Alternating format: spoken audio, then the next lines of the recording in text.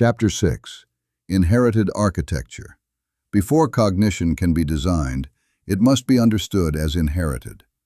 No mind begins as neutral territory. Neural pathways do not wait passively for deliberate construction. They form through exposure, repetition, emotional salience, and environmental constraint long before reflective awareness emerges. From infancy onward, the brain optimizes for prediction. It learns to anticipate patterns in language, behavior, reward, and threat. Prediction reduces metabolic cost. Efficiency stabilizes neural circuits. Circuits that fire repeatedly become easier to access. Over time, these stabilized pathways begin to feel natural. Natural does not mean chosen. Most cognitive architecture is accumulated, not authored. Attention habits form before intention is possible. Interpretive filters develop before philosophical reflection begins. Emotional weighting calibrates itself through reinforcement, not consent.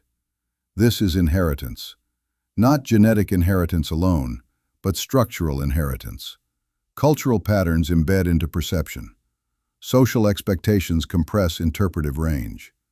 Repeated feedback loops sculpt not only behavior, but the perceived boundaries of possibility. The brain favors what has been rehearsed. Familiarity reduces uncertainty. Reduced uncertainty lowers cognitive strain. Stability emerges. Stability feels like identity. But identity built on repetition is not the same as identity built on examination. By adulthood, a person operates through layered predictive models assembled over decades. These models guide attention automatically. They prioritize certain stimuli, suppress others, and shape interpretation before conscious reasoning activates.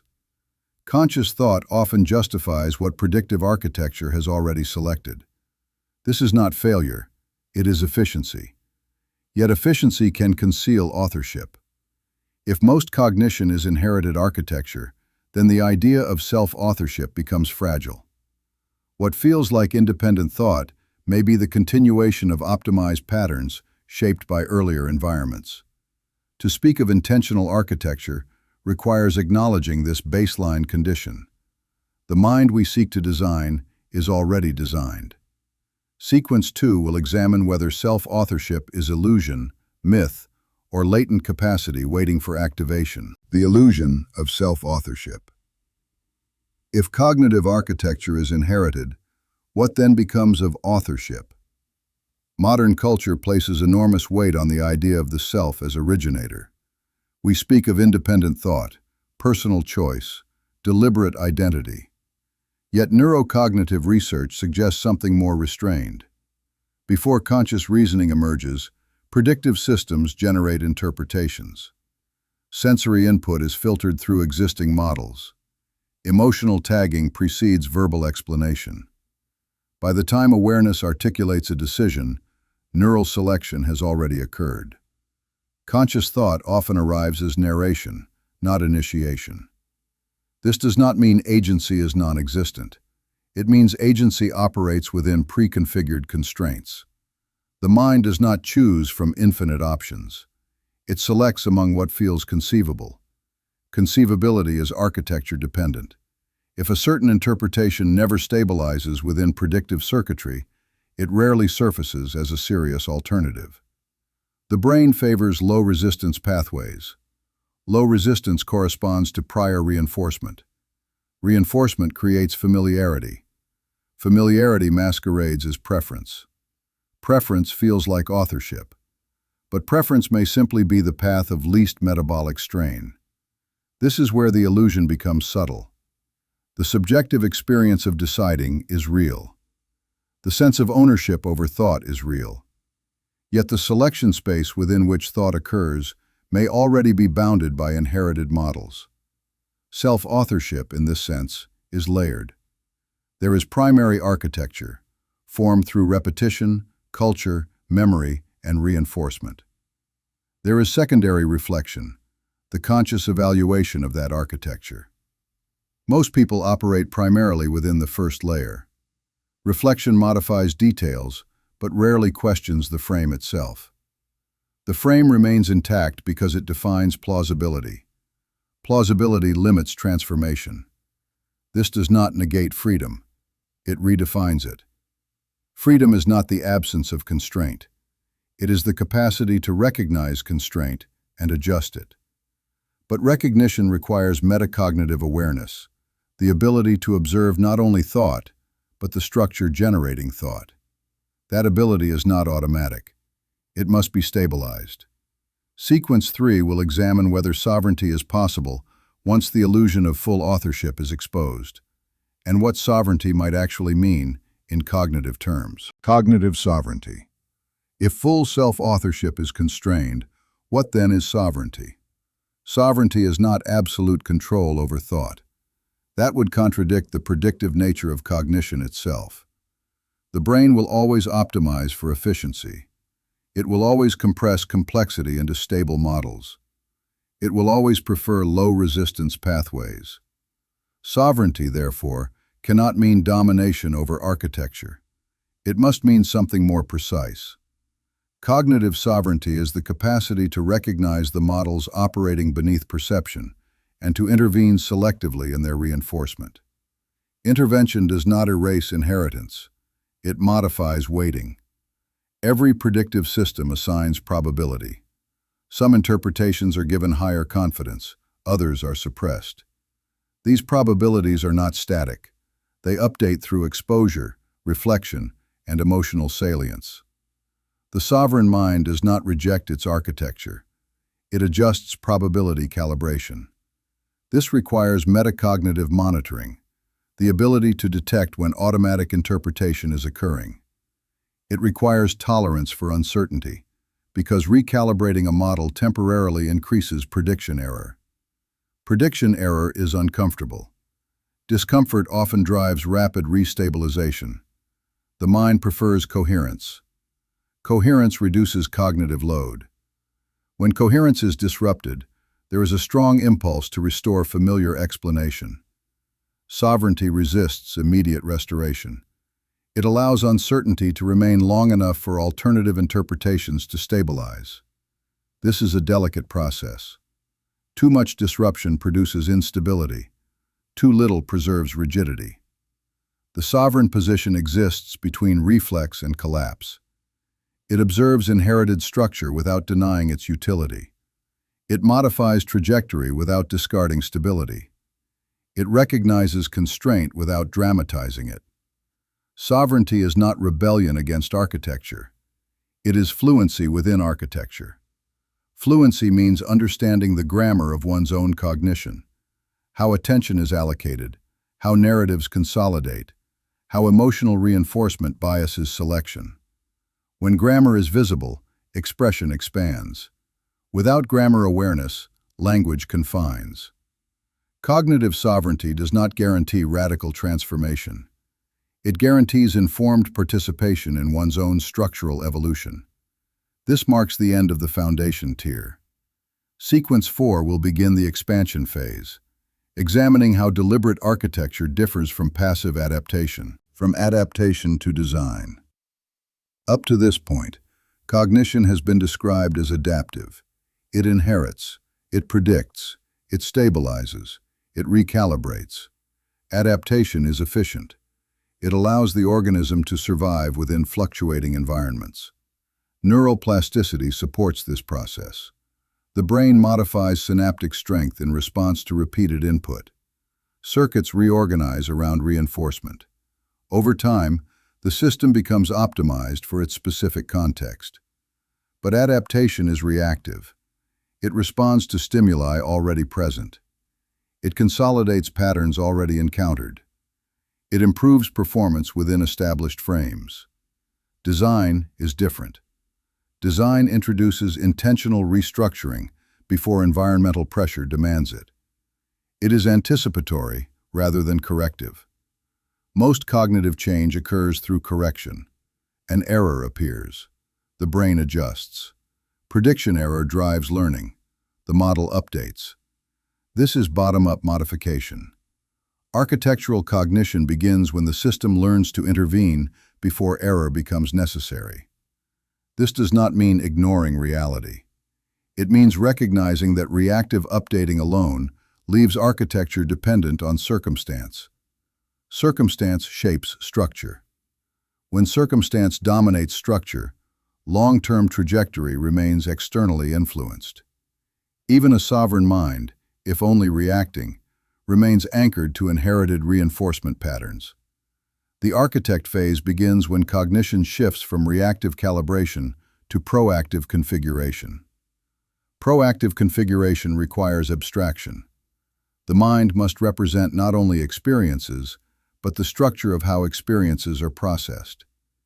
This is higher-order modeling. Instead of asking, "What happened?" the architect asks, "How does my system interpret what happened?" This question changes everything. Interpretation becomes object rather than background.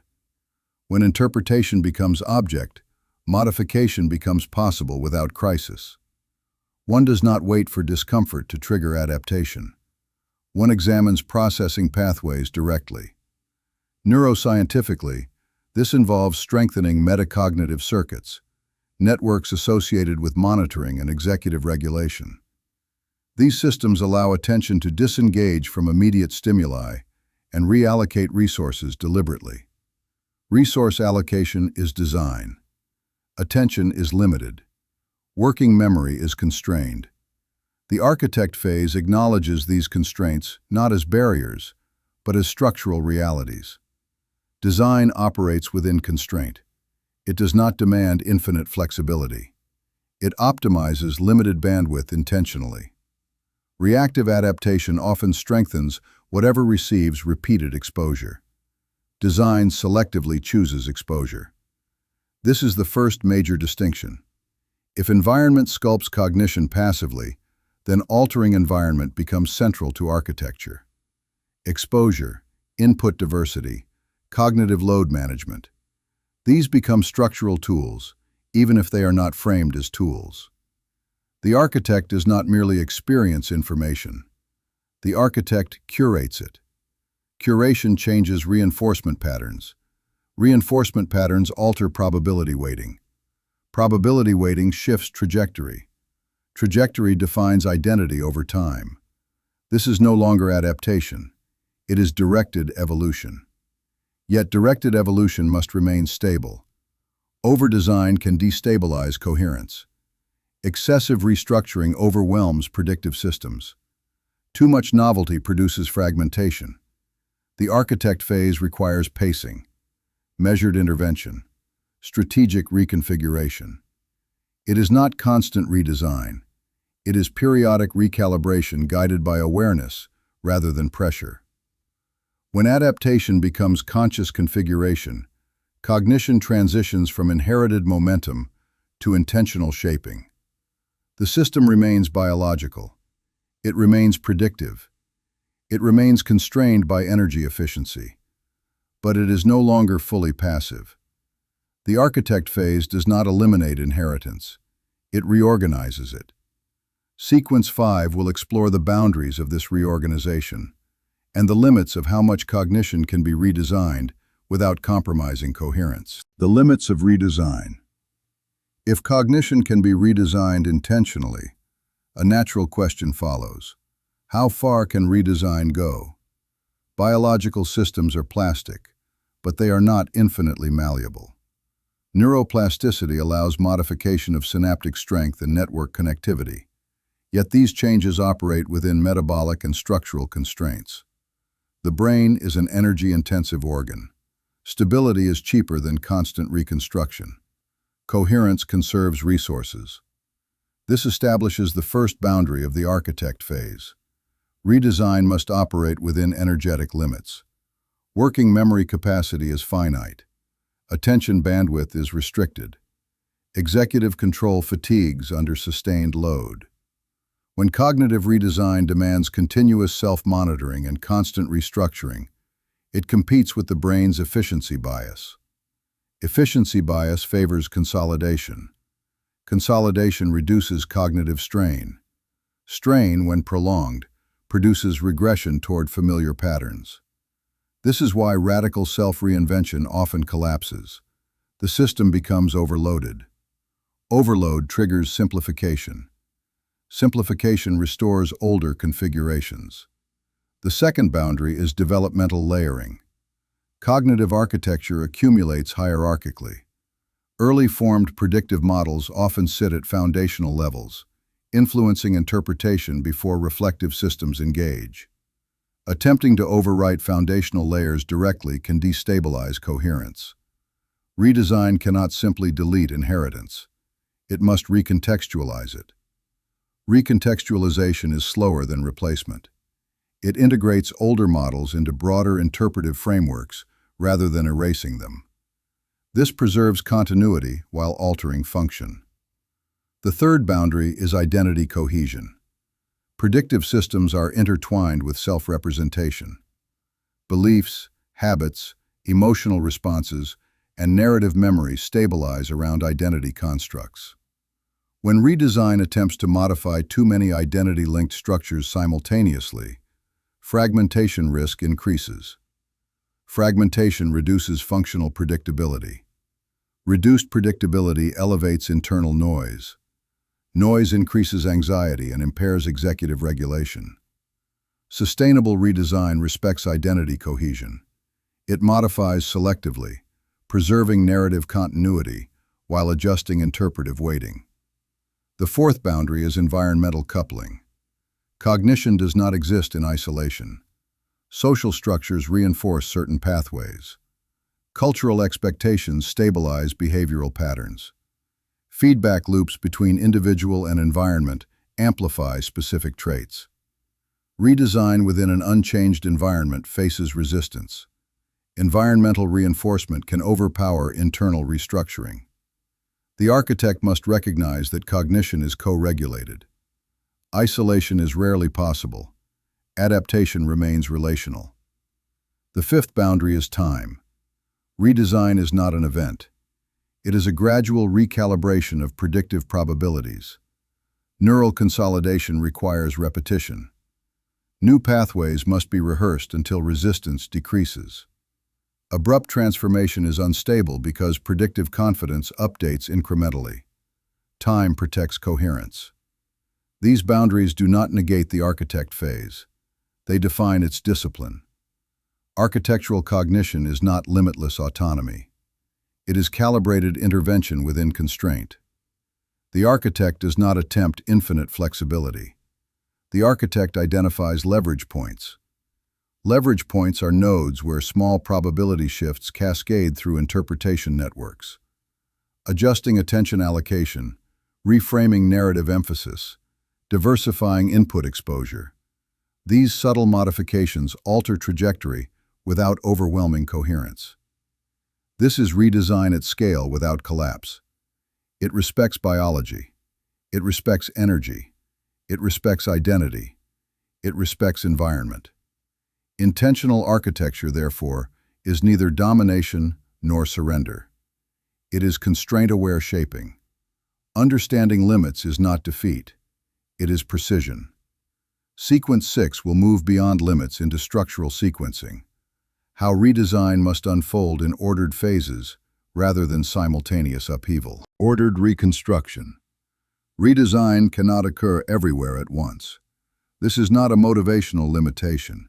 It is a structural one. Cognitive systems are layered.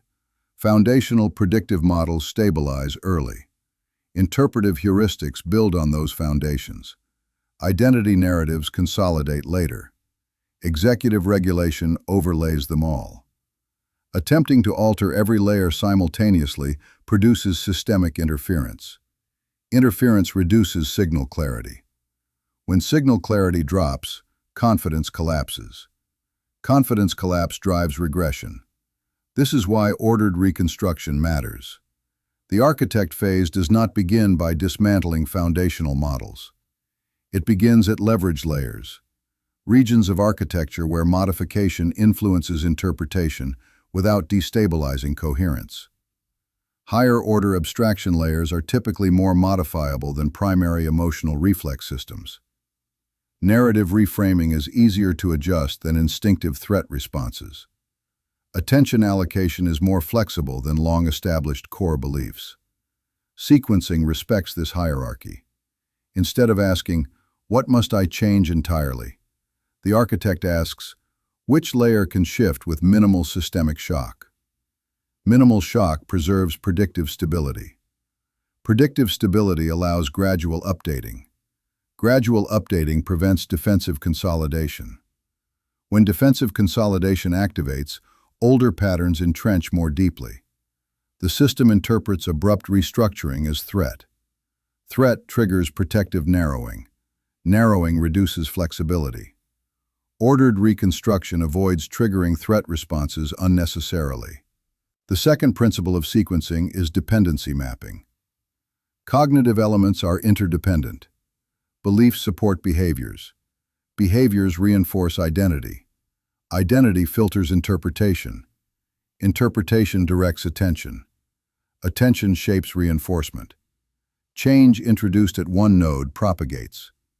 The architect must anticipate propagation patterns. Small modifications in attention can shift reinforcement exposure. Reinforcement exposure alters emotional weighting. Emotional weighting reshapes belief confidence. Belief confidence adjusts narrative stability. Sequencing means starting where propagation supports desired trajectory rather than resisting it. The third principle is consolidation windows. Neural updating requires repetition and rest. During periods of heightened cognitive strain, consolidation weakens. Sleep, recovery, and spacing affect stabilization. Redesign that ignores consolidation cycles becomes volatile.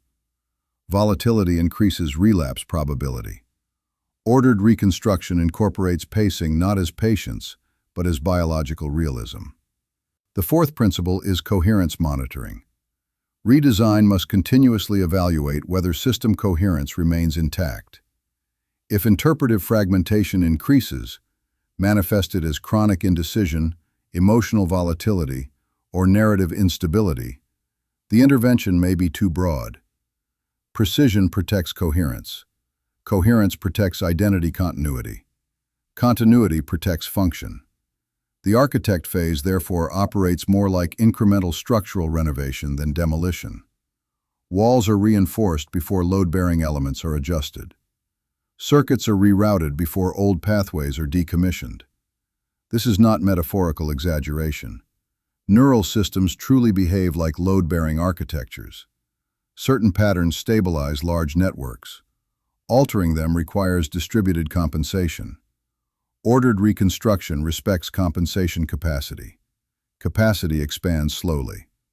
The final element of sequencing is tolerance. Cognitive redesign is not linear. Regression periods occur. Old pathways reactivate under stress. This is not failure, it is residual probability. Sequencing accounts for residual probability rather than denying it. The architect does not expect perfection. The architect expects stabilization over time. This marks a shift from reactive identity to structured evolution. Sequence 7 will expand further into the dynamics of environment-architecture interaction. How design must account for external reinforcement ecosystems. Architecture within an ecosystem. No cognitive architecture exists in isolation. Even the most sovereign, metacognitively aware system remains embedded within environmental reinforcement networks. Social structures, cultural norms, institutional incentives, and information ecosystems continuously shape probability weighting. Design that ignores ecosystem dynamics becomes fragile. Cognition adapts not only to internal models, but to external feedback. Behavior generates response. Response reinforces interpretation. Interpretation guides attention. Attention selects exposure. Exposure recalibrates belief confidence. The loop is ecological. An architect who modifies internal structure without examining reinforcement environment risks structural drift. Newly calibrated interpretations may weaken if surrounding inputs repeatedly contradict them. Neural updating is frequency dependent. What receives repetition stabilizes. Repetition does not require conscious endorsement. It requires exposure density. This is why environmental design is inseparable from cognitive design. The environment functions as an externalized memory system. Digital feeds, social circles, institutional narratives. These continuously reactivate specific pathways. Reactivation strengthens them. Strengthened pathways influence subsequent perception. In ecological terms, cognition and environment co-regulate. Co-regulation complicates sovereignty. A system may internally recognize a limitation, yet remain behaviorally constrained by reinforcement patterns embedded in social expectation. When deviation carries cost, social exclusion, professional instability, emotional friction, architecture recalibrates defensively. Defensive recalibration preserves belonging. Belonging reduces uncertainty. Reduced uncertainty restores stability. Environmental coupling, therefore, sets practical boundaries on redesign. This does not mean redesign is impossible. It means it must account for relational structure. The architect phase requires strategic alignment between internal recalibration and external context. Alignment does not mean conformity. It means understanding which environmental elements amplify intended restructuring and which undermine it. Some ecosystems reinforce exploration. Others reward predictability. Some tolerate ambiguity. Others penalize deviation. Architectural cognition must assess environmental elasticity alongside internal elasticity. There is also temporal coupling. Environments change slower or faster than individuals. A person may recalibrate rapidly, but institutions may remain static. Alternatively, environments may shift quickly, demanding faster adaptation than internal systems can stabilize. Mismatched pacing generates friction.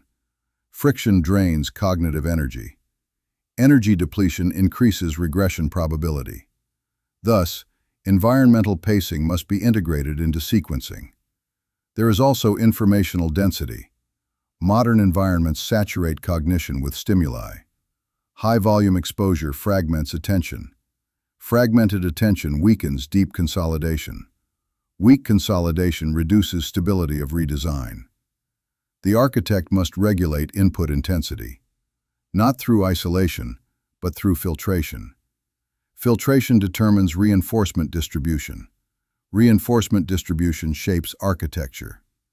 This ecological awareness reframes sovereignty again. Sovereignty is not independence from environment. It is intelligent participation within environment. Participation means recognizing that architecture is porous. Inputs cross boundaries constantly. Beliefs interact. Interpretations collide. No mind is hermetically sealed. The architect does not attempt insulation from reality.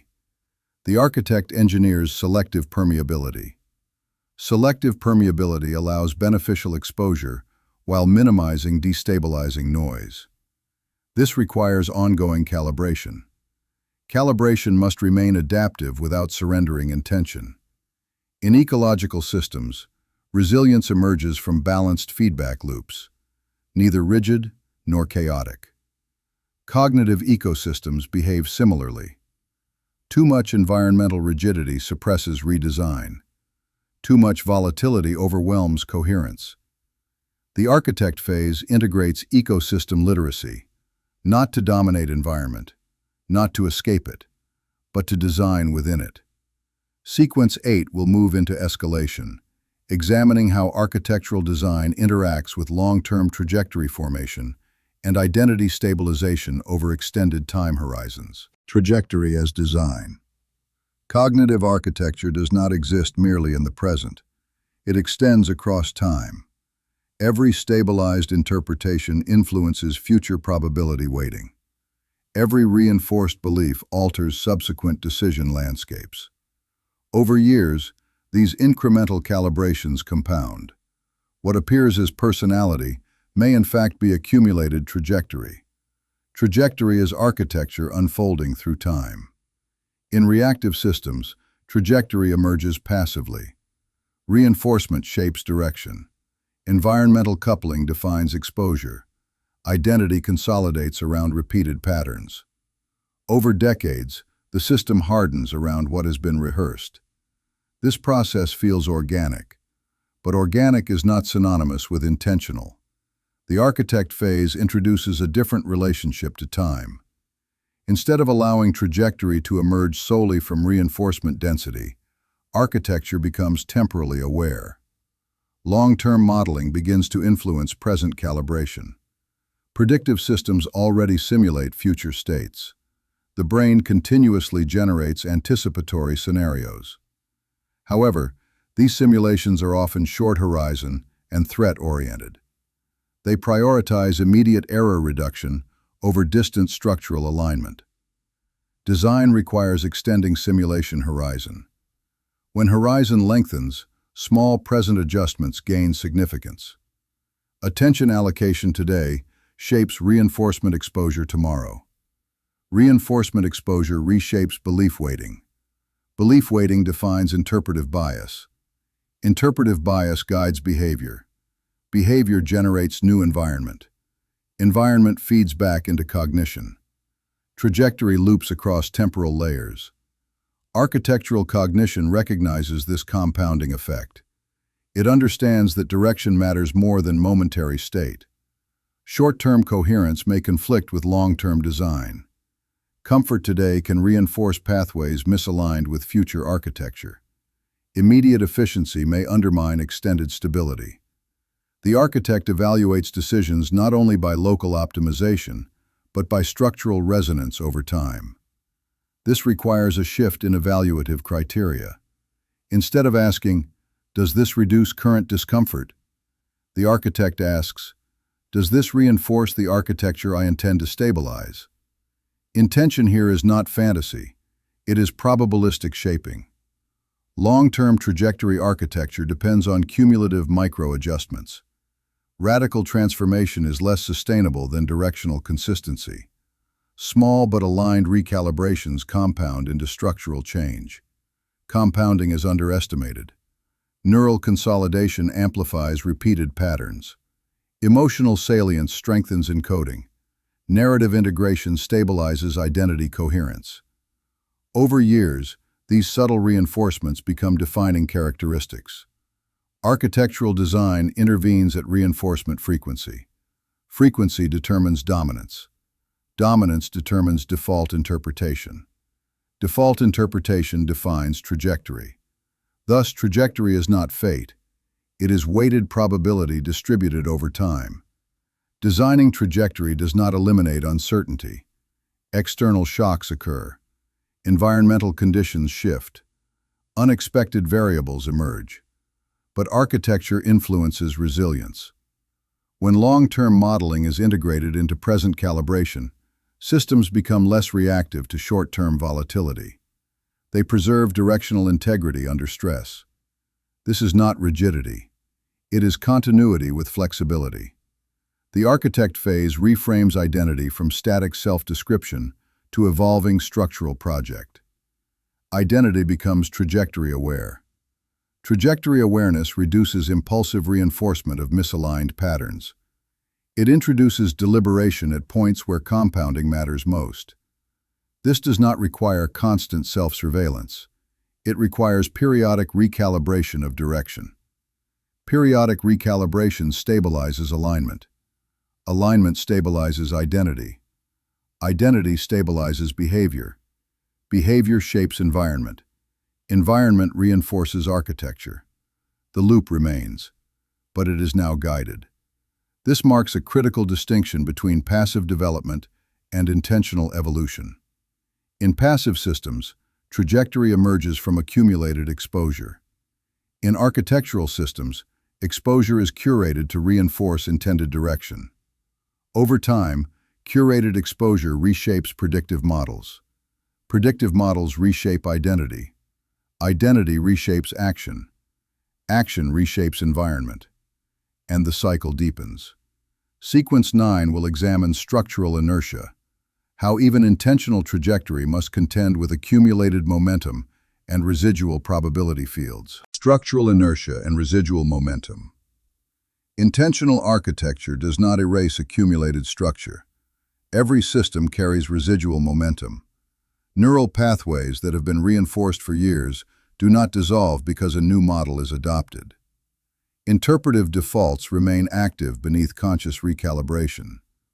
Emotional associations persist even after cognitive reframing.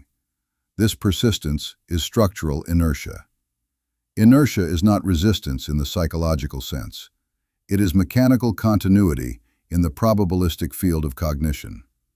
A pathway that has been activated thousands of times possesses greater transmission efficiency than one rehearsed 10 times. Efficiency favors recurrence. Recurrence strengthens efficiency. Momentum accumulates quietly. The architect phase must therefore confront a fundamental constraint. Redesign operates within pre-existing architecture. You are not building on neutral ground. You are reconfiguring a living system that has been shaped by decades of reinforcement density. Structural inertia manifests in subtle ways. Old interpretations resurface under stress. Behavioral habits reactivate in familiar environments. Emotional patterns reappear when physiological states mirror prior experiences. The system defaults to what is metabolically cheaper. Efficiency biases familiarity. Familiarity stabilizes prediction. Prediction reduces uncertainty. Uncertainty reduction is energetically preferred. Thus, when cognitive load increases, regression probability rises. Not because redesign failed, but because inertia exerts gravitational pull toward well-rehearsed patterns. Architectural redesign must account for gravitational bias. You cannot eliminate inertia instantly. You must out-rehearse it. Rehearsal density determines structural dominance. If new interpretive models are activated infrequently, they remain fragile. If they are engaged repeatedly across diverse contexts, they accumulate efficiency. Over time, they become the cheaper pathway. Inertia shifts gradually. This requires strategic repetition, not emotional intensity. Emotional surges create temporary activation, but rarely sustained consolidation. Structural momentum changes through consistent reinforcement under varied conditions. Varied exposure generalizes architecture. Generalization prevents collapse under novelty. The architect must also identify hidden anchor points. Some pathways remain dominant because they are coupled to identity narratives. If a belief is embedded within self-description, it is shielded by coherence mechanisms. The system defends narrative continuity to preserve internal stability. Challenging such nodes triggers defensive recalibration. Defensiveness is structural protection, not moral failure. Protection preserves coherence. Coherence preserves prediction reliability. Thus, inertia is partially narrative. To reconfigure narrative-coupled structures, redesign must provide alternative coherence. A system will not relinquish stability unless offered an equally stable configuration. Replacement must match structural function, not emotional preference. There is also social inertia. Environments reinforce identity through expectation. If a redesigned pattern contradicts social role, friction increases. Social friction amplifies uncertainty. Amplified uncertainty increases regression probability. Inertia is therefore multi-layered: neural, narrative, environmental. Architectural redesign must address all three layers. Neural inertia requires repetition. Narrative inertia requires reframing coherence. Environmental inertia requires contextual alignment or selective permeability. Failure to address one layer allows it to pull the system backward.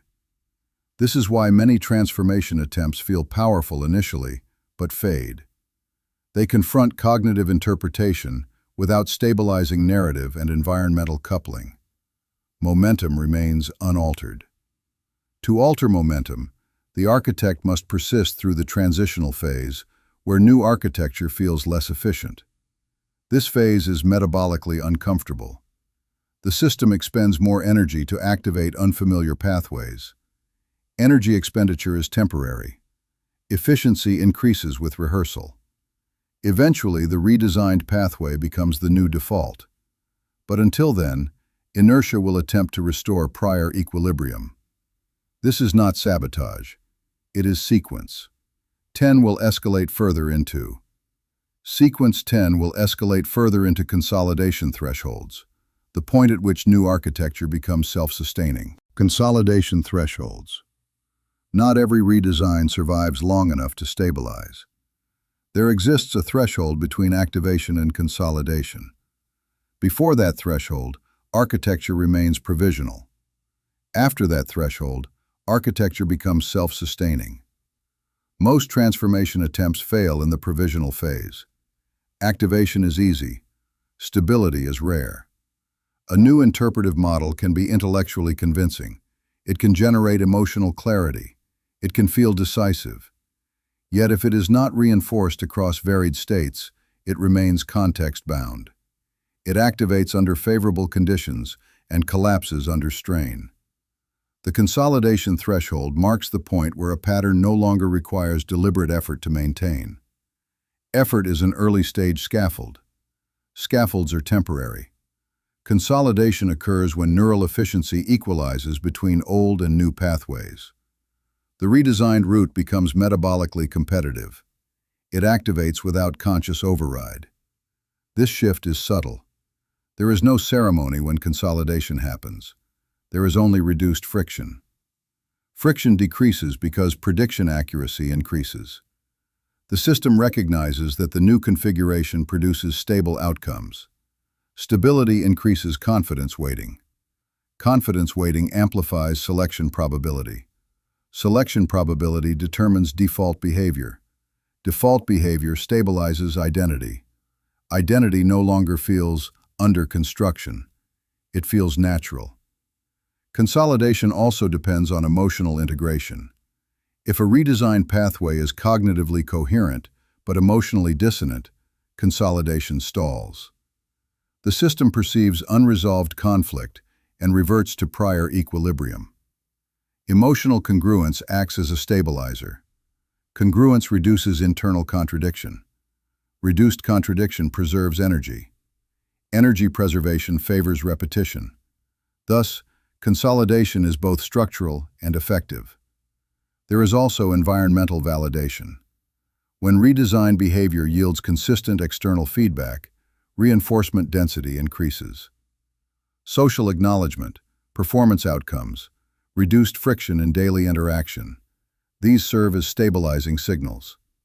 If environment punishes new architecture, consolidation slows.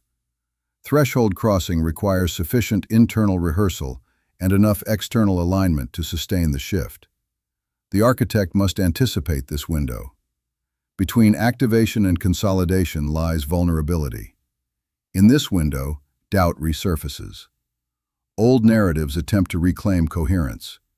Emotional discomfort increases because efficiency is still lower than the previous pattern. This phase is often misinterpreted as failure. It is not failure. It is energetic recalibration. Energy cost decreases only after repetition density crosses critical mass. Critical mass is reached when the new pathway activates across multiple domains: cognitive, emotional, behavioral, relational. Single domain activation is insufficient. Consolidation requires multi-domain embedding. For example, a redesigned interpretive model must guide thought patterns, influence emotional regulation, shape decisions, and withstand social friction. When the same architecture operates coherently across these layers, it becomes durable. Durability creates inertia in the new direction. Inertia shifts polarity. Once new architecture accumulates enough momentum, regression probability drops dramatically. Old pathways become the less efficient option. The gravitational center moves. This is the true turning point. Not when you decide to change, not when you understand the concept, but when the system begins to prefer the redesigned pathway without conscious supervision. Preference is the signal of consolidation. From that point forward, evolution becomes cumulative rather than fragile. Consolidation does not mean immobility. Architecture continues adapting, but it adapts from a new baseline.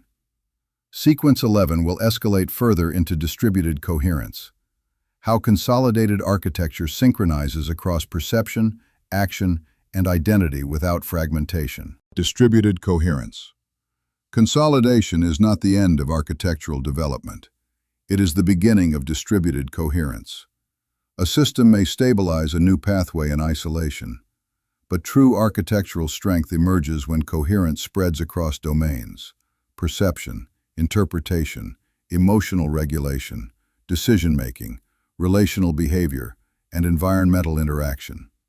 Distributed coherence means alignment across layers, not uniformity, alignment. In fragmented systems, cognition may endorse one model while behavior defaults to another. Emotional responses may contradict deliberate interpretation. Relational dynamics may reveal residual patterns inconsistent with stated architecture. This fragmentation creates cognitive leakage. Leakage dissipates structural integrity. Integrity depends on cross-layer synchronization. When architecture becomes distributed, perception begins to align with interpretation. What is noticed shifts. Salience recalibrates. Attention allocation reflects the redesigned weighting system. Attention shapes encoding. Encoding shapes memory salience. Memory salience influences future perception. The loop tightens. Emotion also recalibrates. Emotional responses gradually synchronize with cognitive modeling. What once triggered defensiveness may now generate analysis. What once induced avoidance may invite engagement. Emotional volatility reduces because prediction confidence increases. Reduced volatility stabilizes behavior.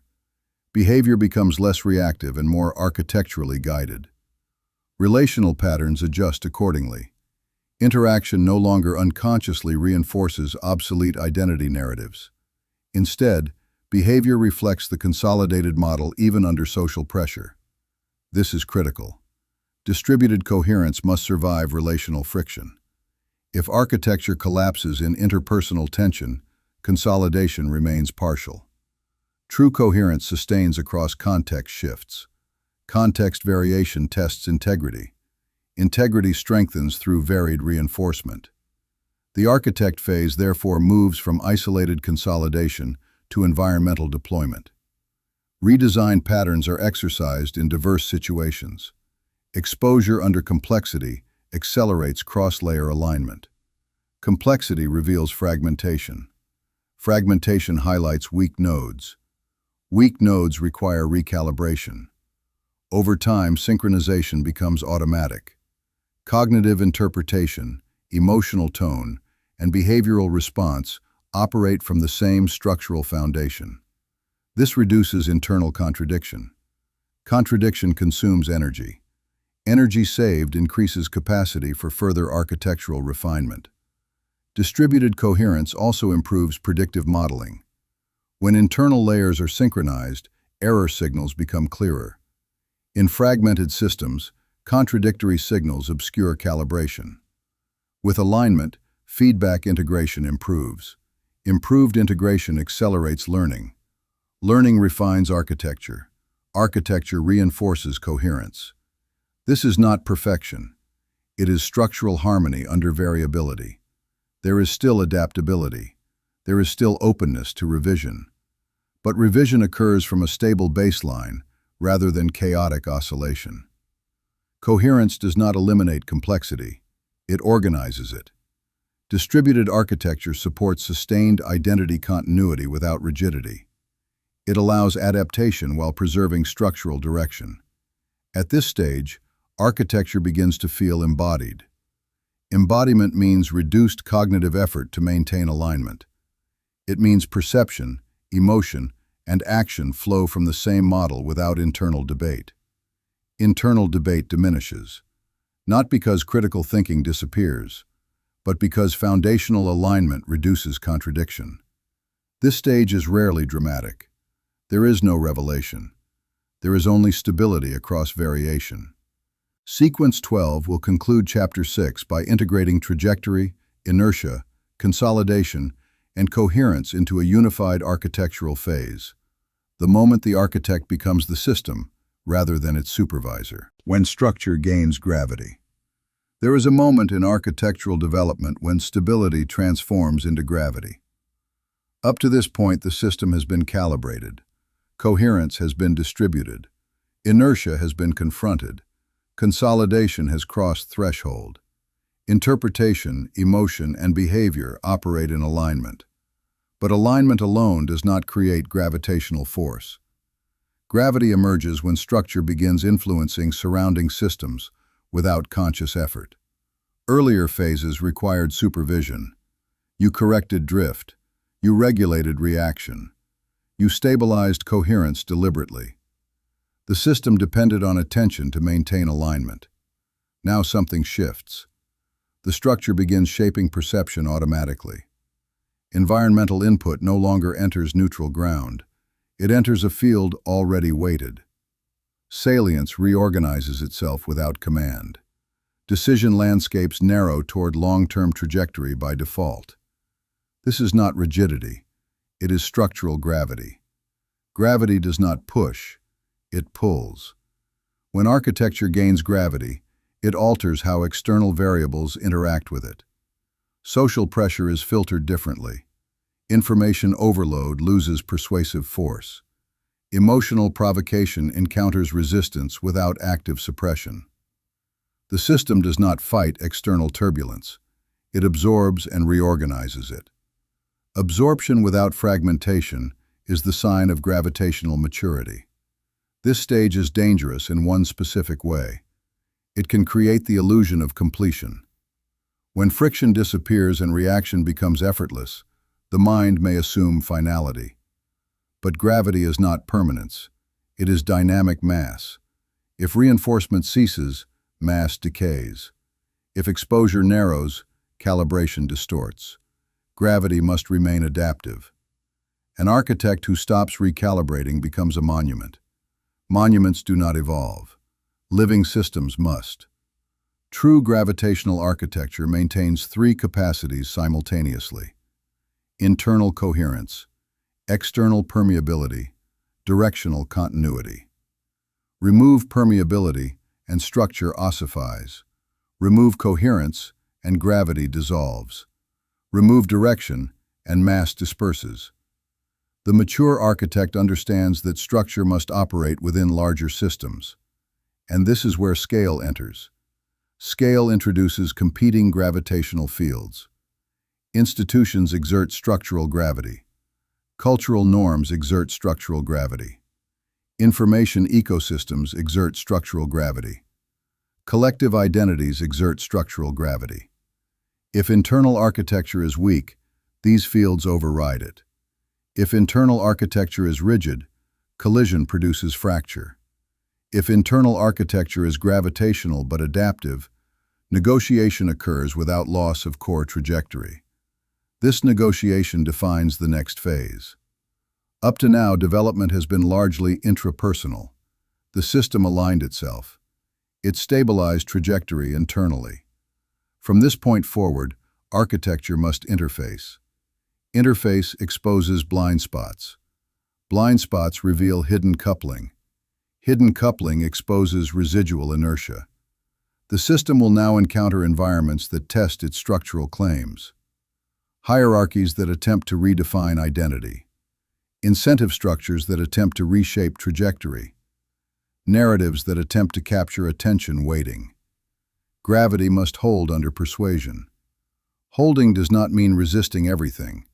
It means selectively integrating without dissolving.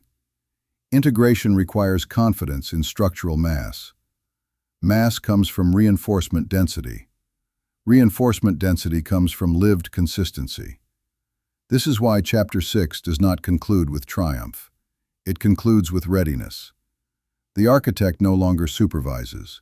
The structure now exerts influence. But influence must now survive scale. Chapter 7 will move directly into structural interface under complexity. How architecture behaves when embedded in multi-layered systems. Does gravity remain stable when incentives conflict?